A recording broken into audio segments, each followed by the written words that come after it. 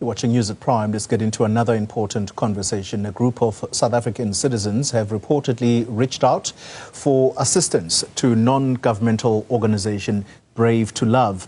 This is after being trafficked to Southeast Asia. They were promised employment but ended up being forcibly transported across the border into conflict-affected Myanmar, and they were held captive.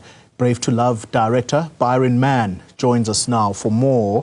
Byron, good evening to you. Thank you for your time. Let's start with how many South African citizens do you understand are being held captive in Myanmar? Well, firstly, thank you for the invitation tonight. So we are looking at, it's difficult for us to give an exact number, but from what we've gathered from most of the other survivors who have managed to come home, we're looking around about 150 to 200 South Africans that were trafficked into these scamming compounds in Myanmar. And what is the line? What is it that they are sold that makes them believe that these are real job opportunities? And what happens when they get to Asia? So what we need to understand is that this syndicate is actually, they're very professional with what they do online specifically. So they actually go and research their if you want to call it, the target that they are after in an individual. So then they're going to find out what it is that they would be most vulnerable to.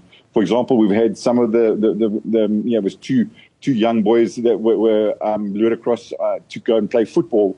That side. The others are to be English teachers or online marketers. It depends on what they believe the person would actually be most vulnerable to. Yeah. The understanding is that the conditions, once they get to Myanmar, the conditions there are deplorable for human beings to even be held in such camps. Describe what they tell you, at least those that have been able to escape.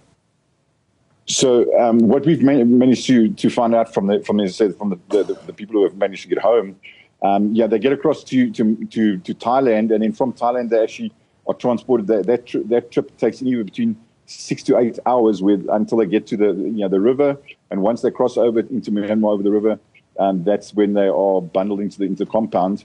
These scamming compounds are there specifically just to make money.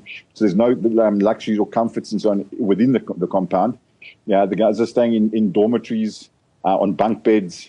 They are given a bottle of water, and most of the people are working 18 to 20-hour shifts at a time, with specific deadlines and targets which they have to meet. If they don't meet them, they institute fines and also beatings, and the conditions are really abusive and really, really rough on the people that side. So they are literally forced under the threat of assault and fear of death. Yeah, and these are warehouses that they practically live on. Do we know what products they are forced to produce? So they basically scamming people, mainly when it comes to sextortion. So it's romance scandals. They're targeting specifically people in the UK and America. So that's why they were specifically looking for people who could speak English very well. So that they have a target market that they would actually apply them to, and they basically go in with the angles of dating and online romances and so on, and they actually then get the people to invest in cryptocurrencies, and from there the scam starts. They bleed the people dry of every cent that they have to the cryptos. Yeah. So let's talk about Brave to Love. How many have you been able to assist in order for them to escape the daylight enslavement, modern day enslavement, I should put it? Yeah.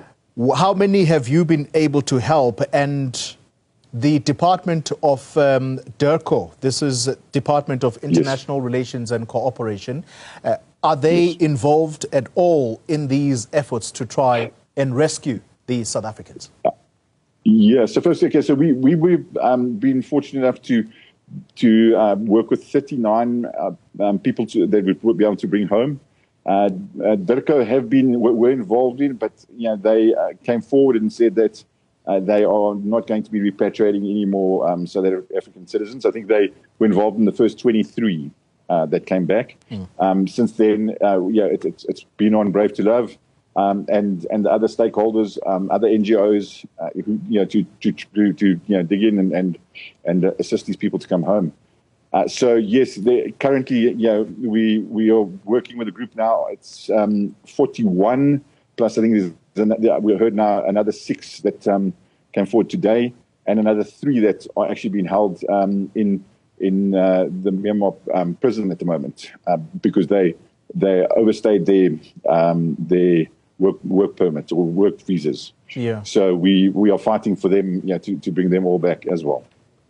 I just want to get clear the stance of the Department of International Relations and Cooperation. You're saying their stance is? They said after the first 23, they made it official that they will not be repatriating any more South African citizens. We are busy engaging with DIRCO as well as many other stakeholders and law enforcement to assist. And I say we've had a fantastic response from DPCI and the SAPS as well as DSD. Done a fantastic job. So we've been working very closely with them.